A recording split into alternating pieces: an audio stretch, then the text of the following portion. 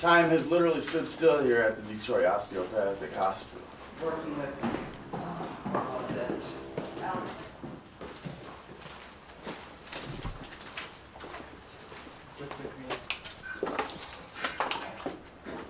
This city is 144 square miles, and there is thousands of abandoned buildings. You know, the school system's shot, the infrastructure's shot, everything's old and outdated, and we have no money, and we're in deficit, you know. In 1960, you know, the city had nearly 2 million people, you know, and then now we have 750,000 people. It's over 1 million people have left the city, and that's why we have the abandonment that we have, you know. It's horrible.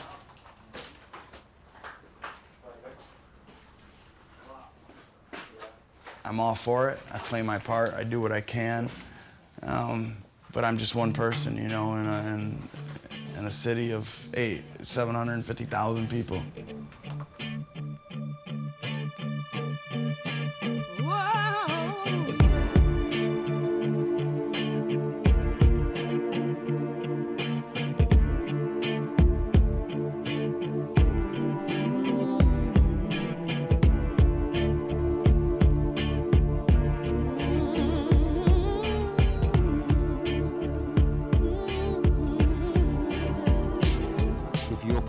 Journal or the New York Times and you see the word Detroit, the chances are they're not talking about the condition of the city, they're talking about the condition of the automobile industry.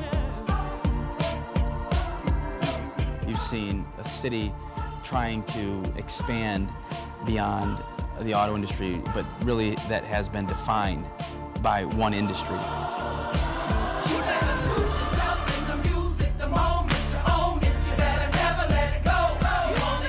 The auto industry helped to make Detroit the national and international symbol of the miracles of mass production.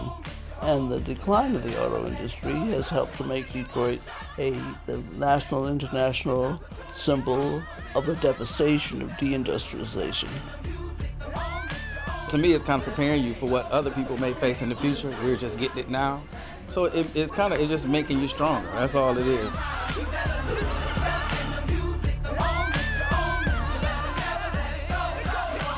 Everyone has a love-hate relationship with the city. You love it, and at the same time, you hate it. I love Detroit. That's it.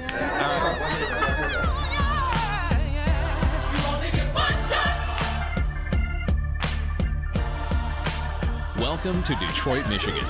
Historically known as the Paris of the Midwest, the arsenal of democracy, the Motor City, Motown, or sometimes just the D. The slogans and nicknames no longer seem to fit the harsh reality of this now bankrupt town. Presenting a much less glamorous view in autumn 2009, Time magazine had its own name for Detroit. The cover is the fruit of the hard work put in by two young French photographers. They've been coming here for several years. Like Bob in his hospital, all they can do is document the decline of a symbol which once seemed immortal. When we arrived in 2005, we discovered a town with a lot of abandoned buildings, office blocks, theaters, hotels. What interested us was the difference between what these structures, which were made to inspire dreams, to be visually impressive, were intended to convey and what they eventually became. Look at your mother. She's still staring at me. Well, who wouldn't stare at you? Tony, promise. What we're trying to do with this photo is to capture these places before they disappear. But yes, you have the feeling that the decline is somehow accelerating. In the United States, there is this consumerist tendency which leads people to dispose of buildings in the same way they dispose of products. This used to be one of Detroit's most impressive theaters. Closed more than 20 years ago, the thieves and vandals have taken their toll.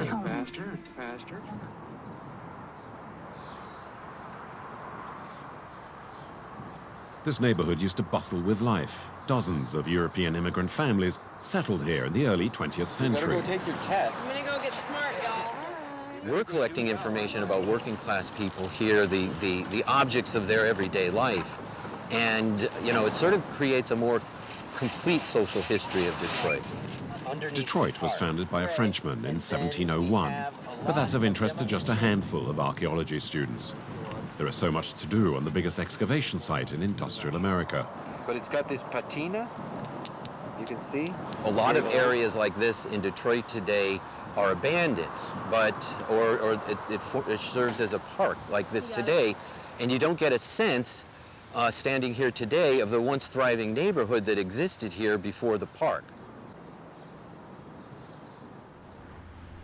Since it shut in 1988, this huge train station has become one of the favorite hunting grounds for the town's amateur photographers. When I was first here was when it was still operational back in the late 60s. My mother, my sister and I came down to pick my grandfather up. He'd taken a train to Washington, D.C., and so we came in through that door, and it was like walking into a cathedral. It's got that huge vaulted ceiling, but it was quite an experience when I was 10 years old or so. So when they couldn't find a use for the building after the train travel just, completely fell apart in the 70s, that was closed down, it was kind of inevitable. But it's just another sad chapter in what's happened to Detroit.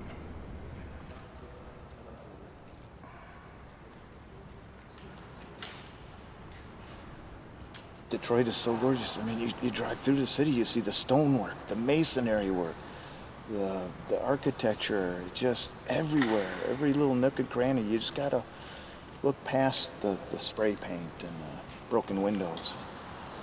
They say that Detroit in its day was second only to Paris, and I can see why. You just look at the... Built in 1913, Michigan Station has welcomed hundreds of thousands of immigrants. It was the portal of a unique industrial El Dorado.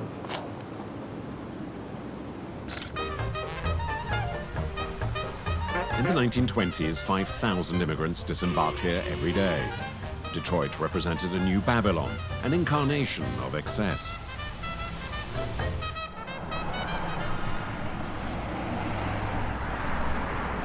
The best architects in the world competed here, as can be seen with the Guardian building, nicknamed the Cathedral of Finance, constructed in 1928, a triumph of Art Deco.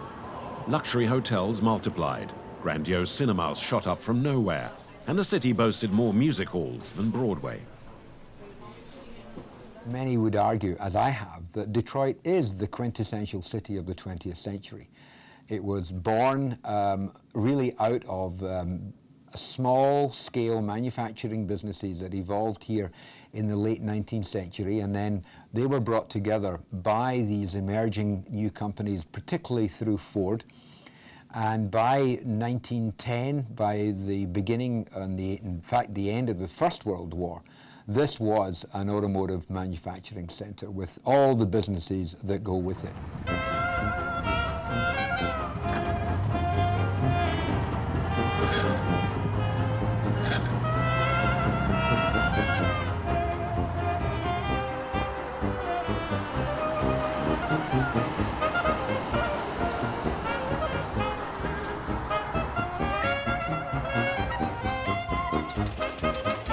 The adventure began in 1900. This pensive-looking man on his far-fetched contraption is Henry Ford.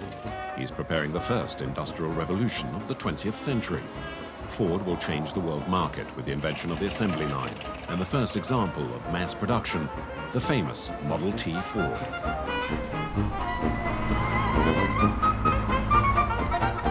The Rouge industrial site, a vestige of the short-lived French colonization, was the biggest in the country.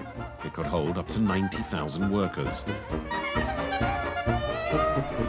Between 1910 and 1930, Detroit grew to become the fourth largest town in the country, before the crisis of '29. Detroit has been in a state of decline in some fashion or another, going back to the 1930s, if you will. I mean, we never fully recovered from the Depression. You can go, there are vacant buildings, vacant warehouses in this city that have been empty since the Depression. The stock exchange crash also resulted in the reduction of the number of car manufacturers. From 18 manufacturers, and after bankruptcies, mergers, and acquisitions, only 3 were left: General Motors, Ford, and Chrysler, who became known as the Three Giants. It was a golden era of full employment for a triumphant America. In the 50s and 60s, Detroit was a place to be. My dad talked about coming in here and walking down Woodward Avenue, and outside every bar, there was a job recruiter with a folding table taking applications for the factories. That's how competitive it was. He hopped from job to job. It was so competitive. During that golden age, Detroit was rebaptized Motor City. The population expanded as 200,000 more citizens, mostly African Americans, arrived, fleeing the destitution of the agricultural South. When I arrived here in the mid-50s, the population was 2 million, but they were already building freeways to go to the suburbs. That created depopulation, disinvestment, and all that sort of thing. They helped to destroy the city. It was also a time of difficult race relations in America. Many white people dreaded the so-called black invasion, as some refer to it. Subsequently, the whites began to move further out, taking with them their tax contributions and their businesses. The town soon spread over 300 square kilometers.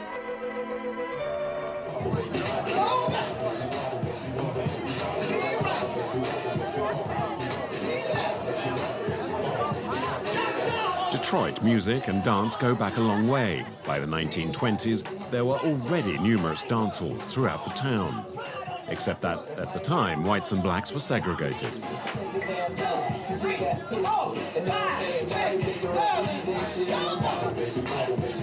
This separation lasted decades, exacerbating the pre-existing divide and mutual misunderstanding. Detroit became, in the mid-50s, a city where the population was becoming overwhelmingly black. And the city was at that time still run by whites. The city government, the schools, and that led to a black power movement. And the idea I think that blacks had at the time was that if we would have blacks in charge in accordance with democratic procedures, that things would get better.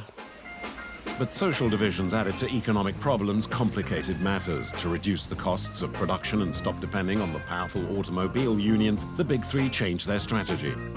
The automobile companies were grounded here, but as they grew and they became multinational companies with increasing interests not only in manufacturing overseas, but eventually, as today, selling overseas, although we are still the headquartered, we are still the home of the headquarters, a lot of the activities moved offshore. The change, though, brought with it the beginning of decline. Detroit lost 200,000 inhabitants between 1950 and 1960. Ill-informed and unresponsive, the town council was still initiating ambitious housing projects. Today, newly built middle-class neighborhoods are very rare. Those that remain have evocative road names, recalling the years of tranquility when a former Ford worker created the record shop Motown.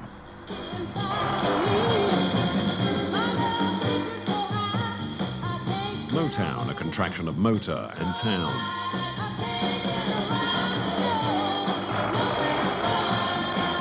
A mythical Ford Mustang being assembled in just 2 minutes, 45 seconds to a Motown song.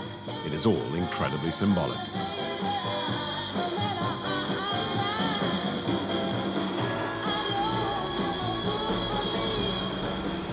Today, in the spot where the story began, there's a tiny museum, a pitiful reminder of what was, in appearance at least, a happy time in America.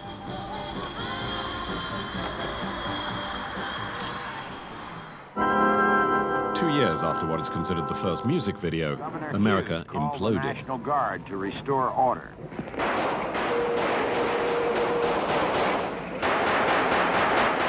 Later in July 1967, racial conflicts ignited the city. Detroit was the scene of some of the worst rioting in American history. Between the destruction and random gunfire, the National Guard was called in as reinforcement. In 5 days of rioting, 43 people were killed, and in more than 300 cases of arson, dozens of businesses were looted or destroyed. Damage ran into several $1 million. What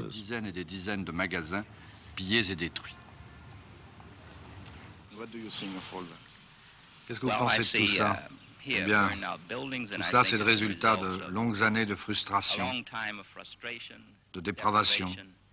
Les jeunes ne veulent plus endurer ce que ma génération a connu. Ils veulent du travail, des logements décents. Ils veulent faire partie de la bonne Amérique.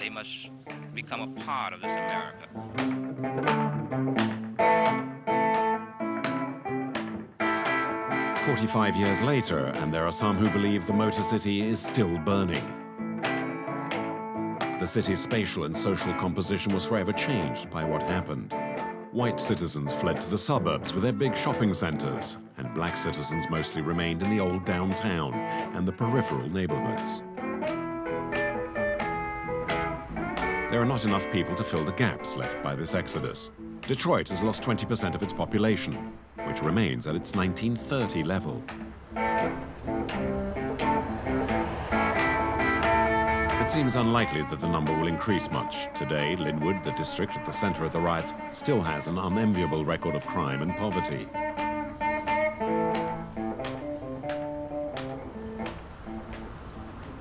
And yet, in the midst of this desolate urban landscape, a remarkable sight. Unlike humans, the fauna and flora are flourishing.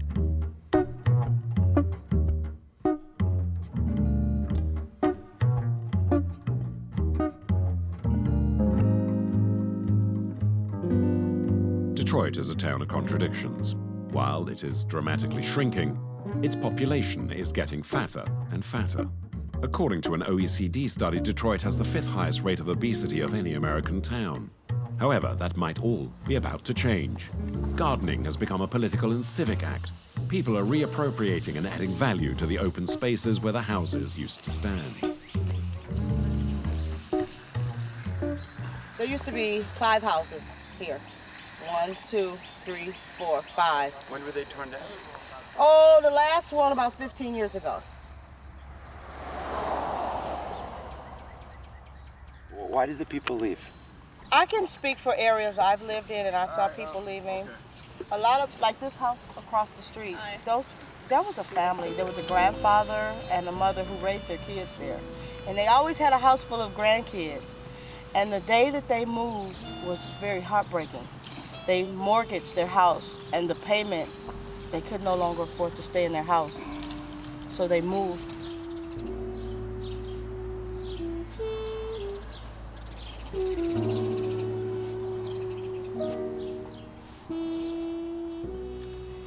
There was a lot of weeds and grass and brush area that hadn't been tended to for years. So we're constantly fighting weeds. But these are spinach, and they'll be harvested probably Tuesday or Wednesday morning for market. These are our lettuce mix.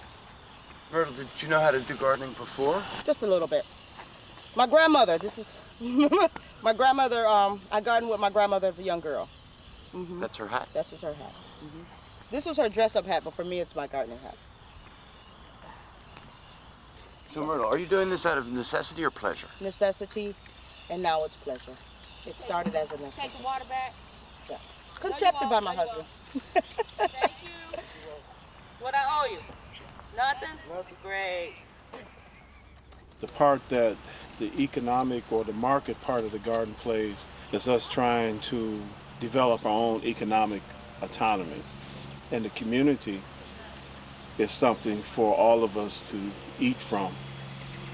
Both gardens, they develop lines of communication, dialogue, all of these things which are needed so that we can determine our own destinies and how we survive. And plus, we eat good.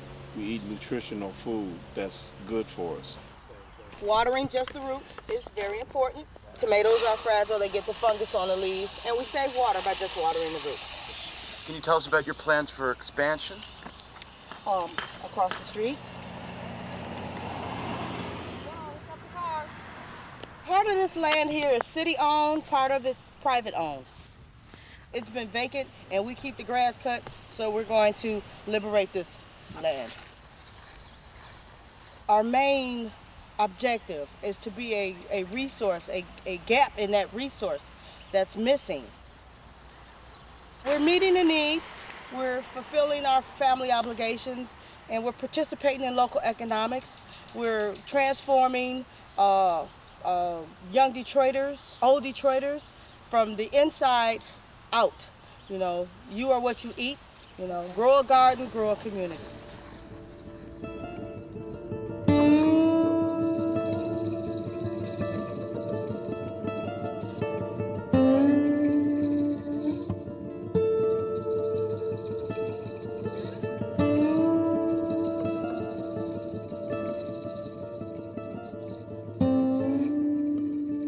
Detroit's real modern decline is directly tied to the deterioration of the domestic auto industry. As Ford, GM, and Chrysler began crumbling, began collapsing, you had automakers come in here with products with really niche market products, but very effective niche market products, small cars. Detroit didn't do them very well.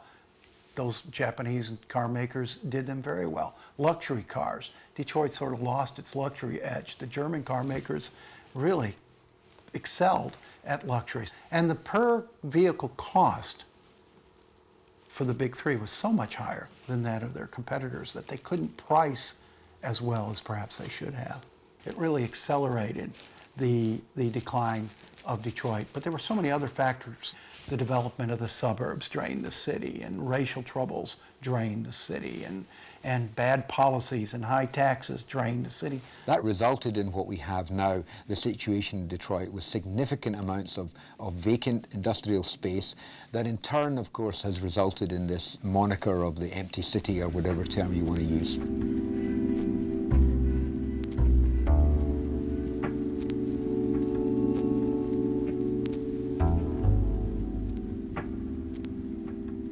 There's no more denial that we have shrunk and that we're not coming back. 5 years ago, 10 years ago, there would be many people who would just simply said that we would rebound and at least come back to 1 million people. Then many neighborhoods would have come back. And I don't hear that conversation often. So the problem is it's not just like one section. There's like holes where the emptiness is.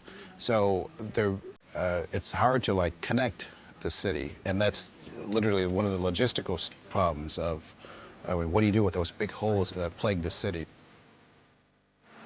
It's estimated that a third Detroit, equivalent in size to San Francisco or Paris, is wasteland, around 100 square kilometers of lost potential.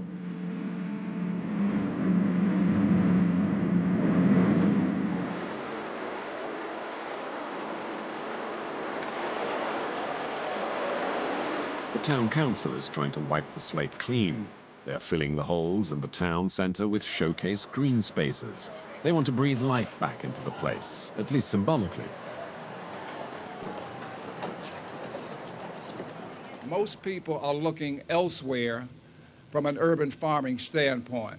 But as I drive around the city and I go into so many of our communities, so many of our neighborhoods, and see how many people are farming, it's amazing. Based on models of French working-class gardens of the late 19th century, the numbers of spaces like these has been increasing over the last few years. There used to be a gas station located on half of this lot. It was fully remediated in 2000. Residents rent a plot for the year. It's $25. We have over 150 different people in this neighborhood that garden here, including area restaurants. In 2004, there were just 80 urban gardens. Today, there are over 1,600. It's more than just a fad. This garden is definitely helping to bring the neighborhood together and bringing the neighborhood back. Since we built this garden 3 years ago, there's more development that's been happening in this neighborhood. And I think in part this garden was a catalyst for that development. We just took over a play lot 2 parcels over that we're going to be developing into an eco park. What's interesting is seeing that people are moving back to Detroit from the suburbs. Our numbers have grown since the last census. This neighborhood is a definite example of that.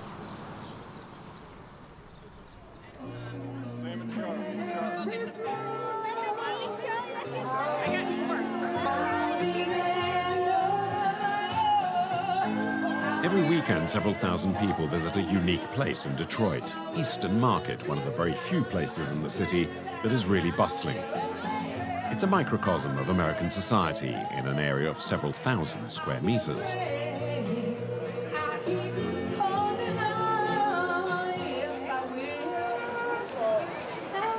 Producers, large and small, from all over the city come here to sell their wares.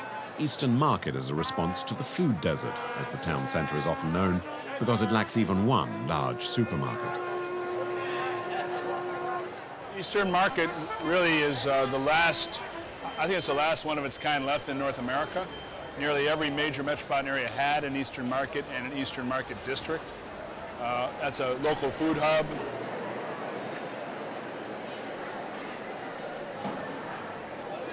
Behind me, you'll see a Grown in Detroit stand. That's where the larger community gardens co-op sale of excess production.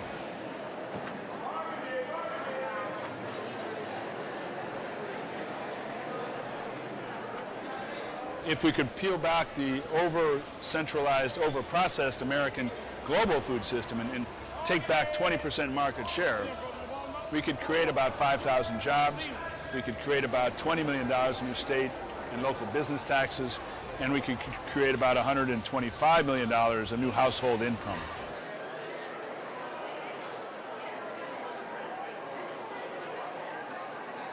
Detroit is where the future North American city is being defined. It's a more broke system than many of our other metropolitan areas. We're free to experiment with different forms that other places can't right now.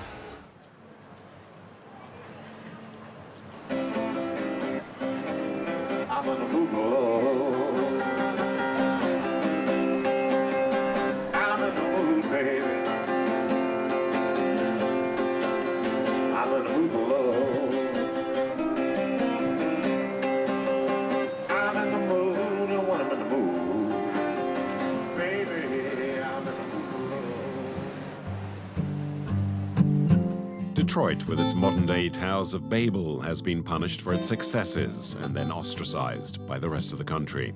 To add another black mark to an already bleak picture, the subprime mortgages crisis hit in 2007. Thousands of families who were unable to pay their debts ended up on the streets. Already on its knees, Detroit did not escape the financial tornado. Before the financial collapse in 2008, the national attitude in this country towards Detroit was one of contempt. Look how they messed up their industry. Look how they messed up their town.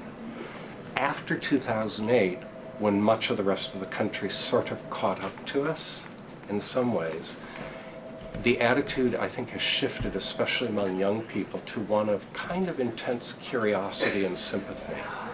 In some respects, with young people, I feel that we're as like this national treasure that needs to be saved.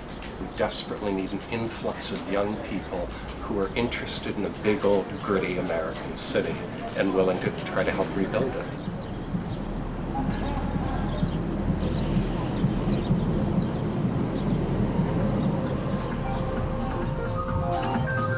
For 3 days this spring, 100,000 people from all over the world arrived for the annual Detroit Electronic Music Festival, beating all previous attendance records.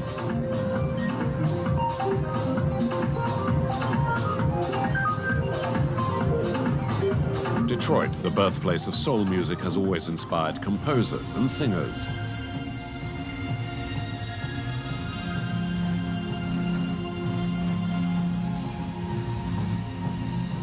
And it is here that techno music was born at the beginning of the 90s. Tonight, the audience is gathering to listen to Carl Craig, Detroit born and bred, and a techno pioneer.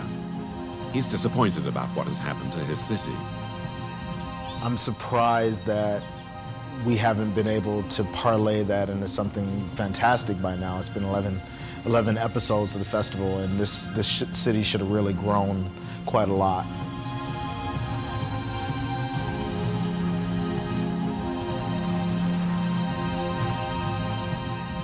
We need folks from other cultures to come to Detroit and actually live in Detroit and start businesses in Detroit.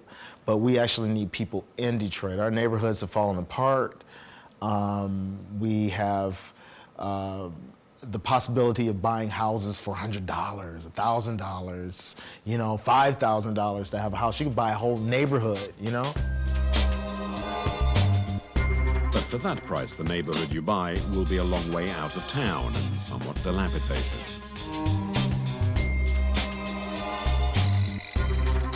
Individual houses, blocks of apartments, warehouses, buildings constructed to endure the ravages of the weather, all sorts of styles and locations. Some people have even crossed the Atlantic to pursue business ventures.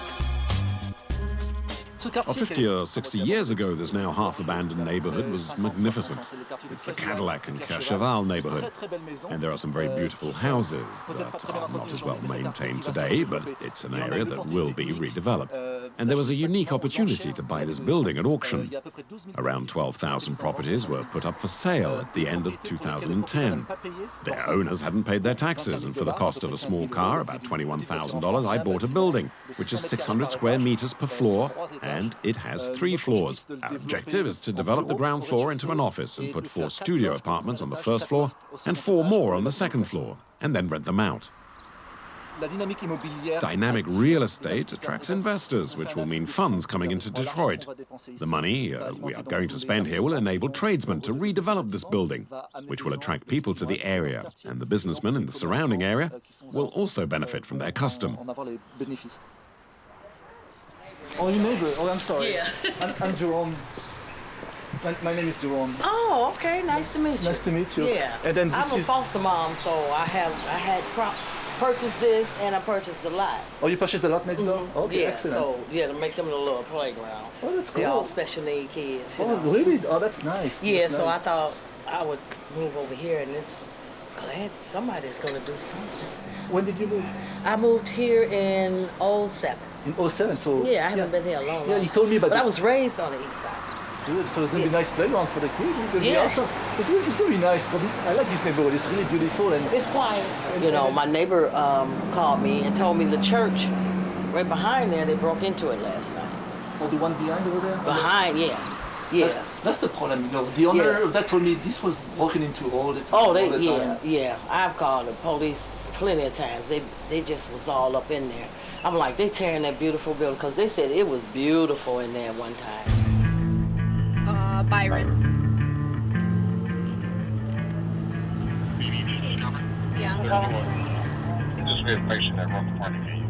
The violence contributes to the city's negative image. In just 10 months in 2011, there were 250 cases of attempted murder, the highest figure in 10 years. Detroit is classed among the 3 most crime-ridden cities in America.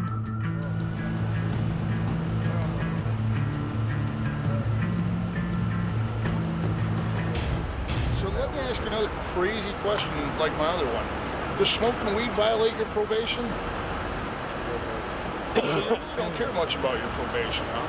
What are you on probation for, Ace? Okay, so like a 5-year felony that you could go to prison for 5 years. In lieu of prison, they... A few minutes ago, a traffic stop for disregarding a red light turned into an arrest for possession of marijuana.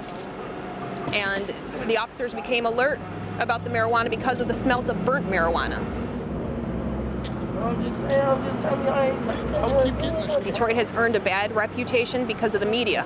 Granted, we are one of the higher capitals of homicides, but as far as everyday crime, breaking and entries, larcenies, burglaries, arson, rape, shootings, it happens everywhere. I lived in the city of Detroit for 10 years, and I never once had a crime committed against me. And I lived right in the heart of it all.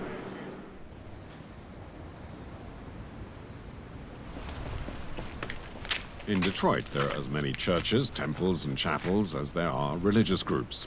They come in all shapes and sizes and all designs, but most of the structures are in a sorry state. St. Agnes, a Catholic church, is one of them. It was closed down in 2005.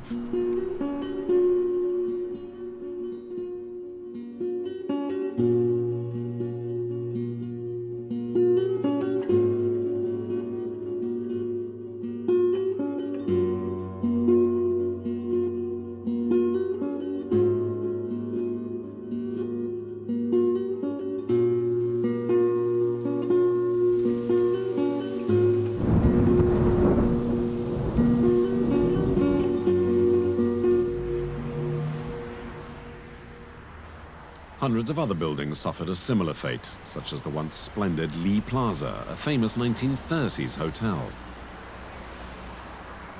So what can be done to save the city? Rejuvenation may be possible as Detroit offers one of the most incredible investment opportunities around. This particular building dates from the 19th century, 1888 in fact. It was fire station number 5. At the time, it was on a par to anything being constructed in Chicago, Paris and London. That's why there are brilliant buildings in Detroit. Some of them, like this one, have been converted into lofts or restaurants.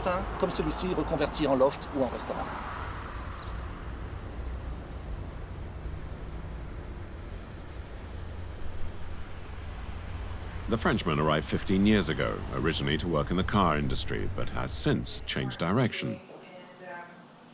Jerome and his wife spotted the enormous housing market potential offered by the city.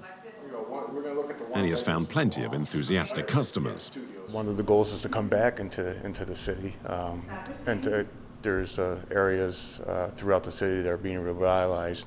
Detroit's one with a storied history. But the city itself and the people that reside here have always been very resilient. They've always been able to make ends meet one way or the other. So my faith in the city's never really wavered.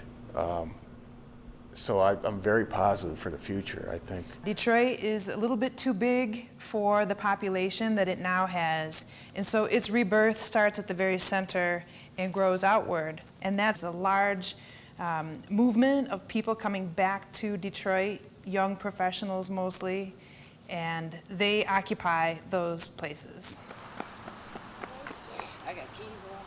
There is a buzz of excitement, although it's limited to downtown, the heart of Detroit. On the east side of the town, the atmosphere is far less glamorous and security much more precarious. But many people here compensate for that with close neighborly and community ties. Nostalgia is also evident, bringing back memories of long-lost past times. It was beautiful before. Like my neighbor, he'd been over here forever.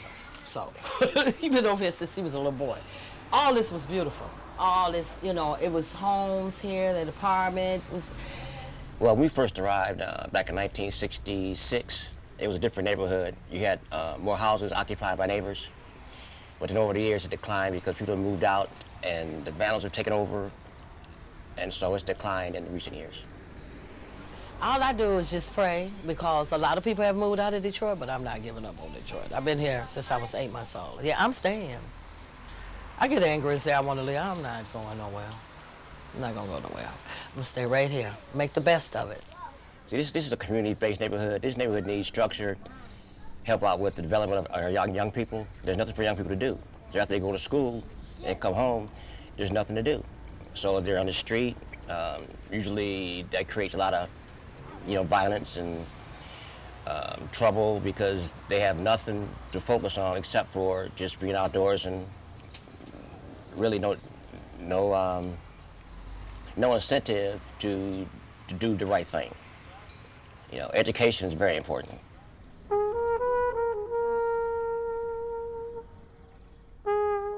When I was a young boy, the area was very positive. There were houses on every block, no vacant lots.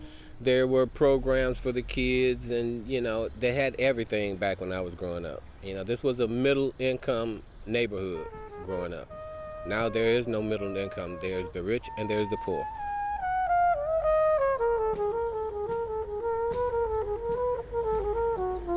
So many families in Detroit moved out of Detroit for the school system. So no, it's hard to raise a family here in Detroit when you have young kids. School system is shot. And without a school system, you have nothing.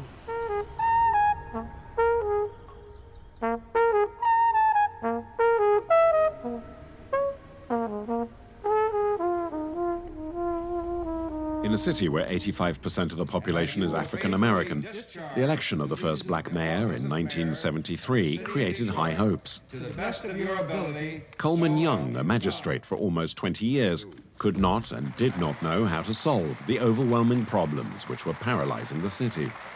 Not only did we find that just electing another person, and particularly a black person, to not solve questions.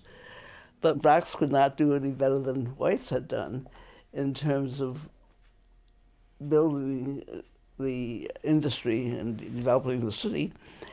We began to be challenged to go beyond thinking of who was in charge and whom we elected, and to begin doing things ourselves. And I think that's a miracle of Detroit.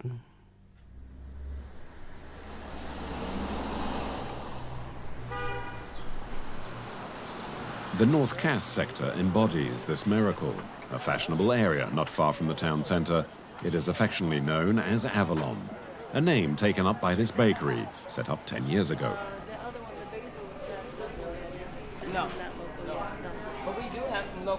Inspired by the French baguette as well as by Italian breads, Anne Perrault and her partner successfully took advantage of the organic food goldmine. At the beginning, this was considered a courageous step of activism in such a dilapidated neighborhood.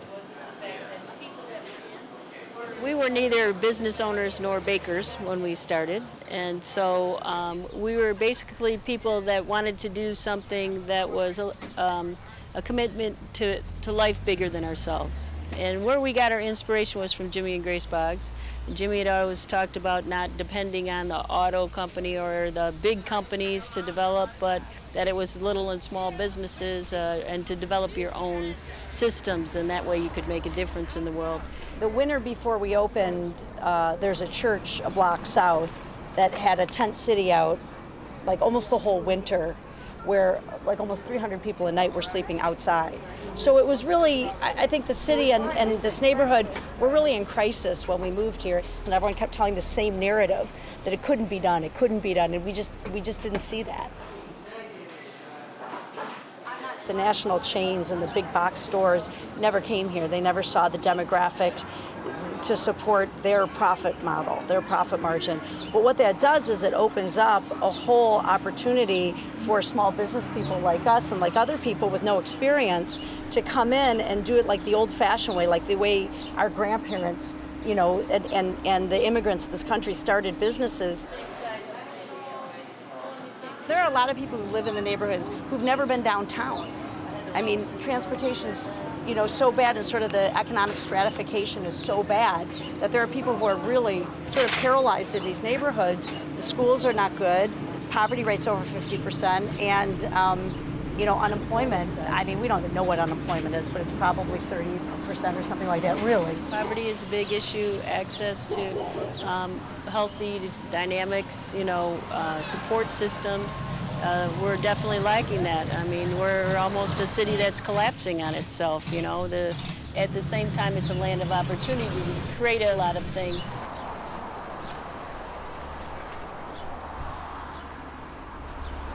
This pioneering neighborhood has started to attract a lot of attention and is also a model of social and ethnic diversity. About 200 meters from the bakery, there is a hair salon, which is just as trendy and activist.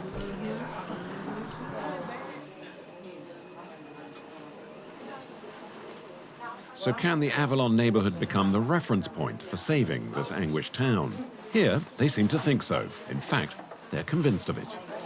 This is what it has become. This has become the heart of Detroit. If you're going to come to Detroit, this is the time to come to Detroit. This is it, at the Renaissance. To me, it's kind of preparing you for what other people may face in the future. We're just getting it now, which is, you know, being an entrepreneur, or, you know, not having things in place that have historically been in place, you know, pensions, insurance, whatever, all the things that are, you know, being discussed right now all over America. So it's just making you stronger. That's all it is. You know, the people that are coming here now are the people who are actually able to be pioneers and mold the future of Detroit. So I'm one of those people. There's a lot of people that have been working in factories and at these corporations, and they're just begging and dying for an outlet just to go out, start a business, and fine-tune what it is that their passions, what they've been wanting to do all along.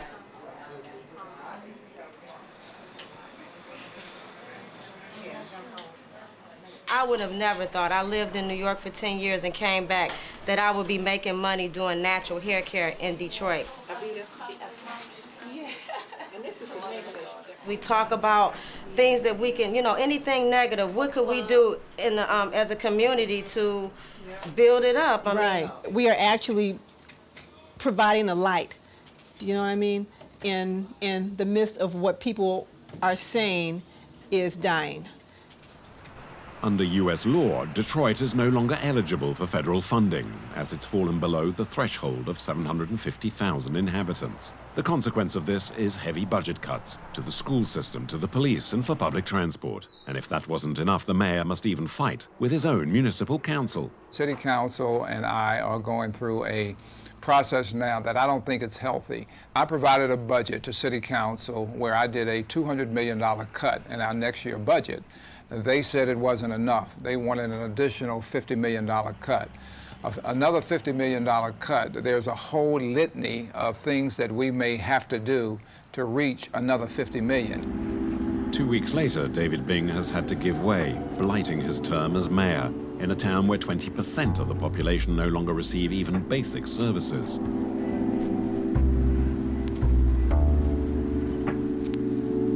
If the three largest car manufacturers are coughing, it is really America that is sick.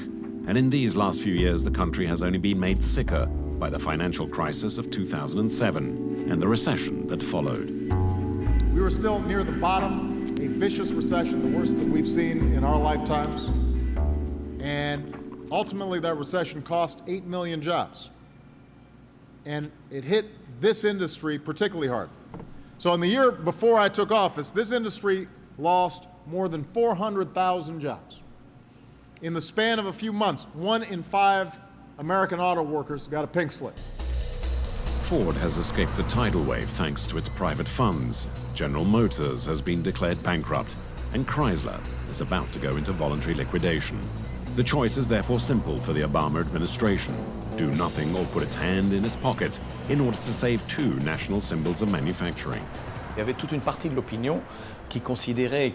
is a large section of the public that considers the subsidies already given by the Obama government, about $7 billion, to have been wasted money, as it was almost sucked into a bogus restructuring, which would never have worked. And so the American taxpayers' money would have disappeared, alongside the definitive liquidation of Chrysler. In fact, the outcome was actually quite different.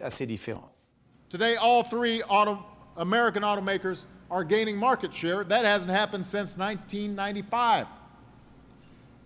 And today, I'm proud to announce the government has been completely repaid for the investments we made under my watch by Chrysler because of the outstanding work that you guys did. Because of you. Tout le monde ici est conscient maintenant. Everyone here is now aware that we have saved tens of thousands of jobs, keeping the money at the same time with investments elsewhere. People have to realize that we have 55,000 employees at Chrysler, most of whom work here. I don't have a ratio, but let's say that 3/4 are here in Detroit or around Detroit. And if you take into account all the posts that have been created, it's close to 1 million. So when you think about Detroit's population, it is really a city which would have probably ended up being wiped from the map without this kind of operation. Today, the sales of these 3 manufacturers are the highest they've been since 2005. An agreement was reached between the powerful automobile union and the 3 giants. It will oversee the creation of a total of 180,000 new jobs between now and 2015. Our commitment is to add 7,000 jobs here in the U.S. by the end of 2012. We've seen about a $450 million investment, at least, in our plant in Wayne, Michigan, which isn't far from here. And that's a plant that's added, more than 1,000 people. I think the more important thing that we've seen is continuing to have an investment in American manufacturing. And Detroit has represented that for a long time. This is our home. This is what, Dearborn, Michigan is the place where it all started. And, this is still our headquarters. The Super Bowl final in February, the most watched televised event in the United States. And one advert is causing a sensation. Eminem, child and icon of Detroit, is promoting the latest model from one of the big three. The clip has been watched 13 million times. It's still a city very much in turmoil, very much trying to find its answer. I think the future is bright, but it's not going to happen overnight. It will take a generation and more to make this place vital again. You dust off the gold and you'll see it shine sometimes, but you know, this is it has a lot of positive to it. You know, you just have to have the people to come together and bring it out in the city. We can only hope. This is the Motor City, and this is what we do. It's been said that what is happening to Detroit will happen to the entire country over the next 10 to 20 years. Detroit may well turn out to be the precursor to a bigger problem, as there are currently around 100 towns in the United States which appear on the brink of collapse.